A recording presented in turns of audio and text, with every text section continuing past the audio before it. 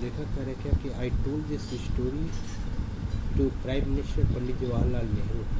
मैं इस वृत्तांत को तत्कालीन प्रधानमंत्री पंडित जवाहरलाल नेहरू को बताया और आई टोल्ड और मैंने ये उनको बताया कि this it was the reason. मैं उनको बताया कि यही एकमात्र कारण है कि जिससे मुझे भारतीयों से अगाध प्रेम हो गया है, अर्थात भारतीय के अंदर स्वाभिमान और शान की जो भावना थी, वास्तव में वह लेखक को अत्यंत प्रभावित करती है। ये नीचे वाला जो पैराग्राफ है, the people I saw in India से लेकर के साउल ऑफ इंडिया तक, ये मोस्ट इम्पॉर्टेंट। पहले एक बार मैं इसको पढ़ देता हूँ। The people I saw in India, those in the village as well as those in the high office, have both pride and lively sense of decency and citizenship. They also have a passion for independence. This beautiful child, born in squalor poverty, uneducated in both grammar and manner, had given me the glimpse of warm soul of India. आप reference लिखेंगे, this paragraph has been selected from the lesson A Girl with a Basket, written by William C Douglas. अब context में क्या लिखेंगे कि in this paragraph the author describes about the glimpse that he finds from just a 9-year-old girl। कि लेखक जो है इस पैराग्राफ में उस 9 साल के बच्ची के माध्यम से सच्ची भारतीयता की जो झलक मिली उसकी व्याख्या कर रहे हैं। अब इसको आप और भी छोटा में लिख सकते हैं। तो the author describes about the true Indianism. लेखक जो है सच्ची भारतीयता के बारे में लिख रहे हैं या वर्णन कर रहे हैं। कह रहे हैं क्या कि the people I saw in India, Bharat में मैं जिन लोगों से मिला या जिन लोगों को देखा, दोज इन द विलेज, चाहे वह गांव के रहने वाला व्यक्ति हो, एज वेल एज चाहे वह those in the high office, ऊंचे पद पर कार्यरत हो, have both pride and lively sense of decency and citizenship. इन दोनों प्रकार के लोगों में स्वाभिमान और सज्जनता और नागरिकता की वास्तविक भावना विद्यमान है। They also have a passion for independence, उनके अंदर स्वतंत्रता की भी तीव्र भावना है। पैशन का मतलब तीव्र भावना, इंडिपेंडेंस का मतलब स्वतंत्रता, उनके अंदर स्वतंत्रता की भी तीव्र भावना विद्यमान है।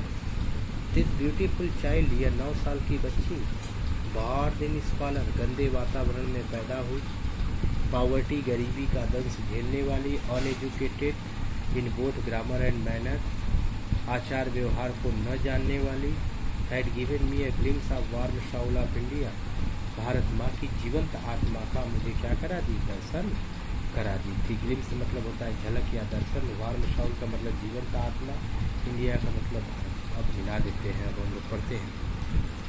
लेखक करें क्या कि वह भारत भ्रमण पर भारत में आए तो उन्होंने हर प्रकार के लोगों को देखा। तो भारत में ज़्यादा से ज़्यादा लोग गांव के रहने वाले लोग थे, गांव वालों से भी लेखक मिले और कुछ ऐसे लोगों से मिले कि जो ऑफिस में काम कर रहे थे और ऊंचे पद पर कार्यरत थे। कह रहे क्या कि the people I saw in India, those in the villages as well as those in high office, ऊंचे पद पर कार्यरत रहने वाले और गांव के रहने वाले, मैं जिन लोगों से मिला, have both pride and lively sense of decency and citizenship, उन सभी लोगों में प्राइड क्या था, स्वाभिमान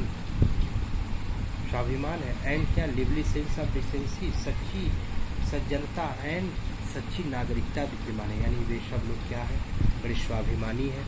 उनके अंदर वे भारत के लोग जो है, गांव और शहर दोनों लोग जो है डिसेंट पीपल है, यानी अच्छे लोग हैं, नेक दिल इंसान है, और उनके अंदर सच्ची नागरिकता भी विद्यमान है। They also have a passion for independence, उनके अंदर स्वतंत्रता की भी भावना है, अर्थात वे अपनी स्वतंत्रता का भरपूर आनंद ले रहे हैं। दिस ब्यूटीफुल चाइल्ड, अब लेखक यहाँ पे कह रहा है क्या कि यह फूल सी बच्ची, बॉर्न इन स्कॉलर, गंदे माहौल में पैदा हुई। गंदे माहौल का मतलब अर्थात इम्प्रॉपर कंडीशन। कह रहे क्या कि अनुचित वातावरण में, गंदे माहौल में पैदा हुई यह फूल सी बच्ची, और क्या, पावर्टी यानी भीषण गरीबी का दंश झेल रही, अनएजुकेटेड जो पढ़ी लिखी नहीं थी, और वो भी किसमें, बोथ ग्रामर एंड मैनर, वह ग्रामर और मैनर अर्थात आचार व्यवहार को नहीं जानती थी। फिर भी वह नन्ही सी लड़की भारत माँ की जीवंत आत्मा यानी वास्तविक आत्मा का एक तो दर्शन करा दी थी।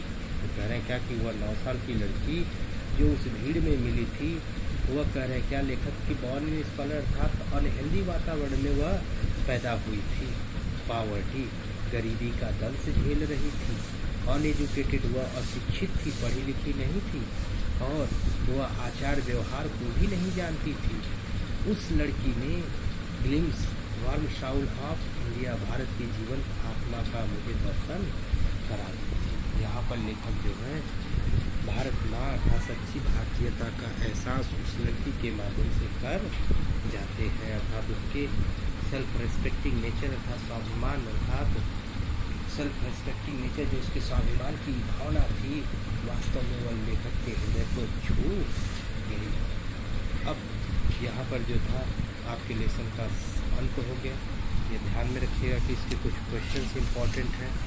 वह क्वेश्चन क्या है मैं बता दे रहा हूँ। यहाँ पर टिक मैंने लगाया, दूसरा क्वेश्चन, तीसरा, 5वां और 7वां और 10वां, ये सब क्वेश्चन जो है इम्पॉर्टेंट है। यहाँ पर देख लीजिए, what did the writer do to get the feel the pulse of the nation. लेखक लोगों के मन की बातों को जानने के लिए क्या किया करते थे। Who where the children selling basket, टोकरियों को बेचने वाले बच्चे कौन थे। Why did refugee children descended, क्या रन शरणार्थी बच्चे जो है टिड्डों के दल की तरह लेखक पर क्यों टूट पड़े। हाँ, तो ये सब ऐसे क्वेश्चन है जो बोर्ड के पेपर में पूछे गए हैं, और आप जो है इसको लिखिएगा। फिर यहाँ पर जो है what for the writer to buy the little girl's basket, तो उस नन्ही सी लड़की की टोकरी खरीदने के लिए लेखक को किसने मजबूर किया। What did the writer think about the people of India, भारतीयों के बारे में लेखक की क्या राय थी। तो ये सब क्वेश्चन जो है इम्पॉर्टेंट है, और साथ ही साथ आपको ध्यान रखिएगा कि फिल इन द ब्लैंक्स में आपको वही भरना है जो इस लेसन के पैराग्राफ में आपके वर्ड आए हुए हैं। इससे आपके जो है 4 नंबर पूरे के पूरे मिलेंगे। और क्वेश्चन आंसर आपको शॉर्ट में लिखना है, लॉन्ग क्वेश्चन है नहीं। महज 30 वर्ड के जो है आपको क्वेश्चन लिखने हैं। तो आपके जो है पहले लेसन का जो है अंत होता है, और आप जो है क्वेश्चन आंसर कीजिएगा, और जो क्वेश्चन आंसर आप लिखेंगे उसको आप ग्रुप में भेजिएगा। जो गलतियां होंगी मैं उसको सुधार करके आपको रिप्लाई दूँगा।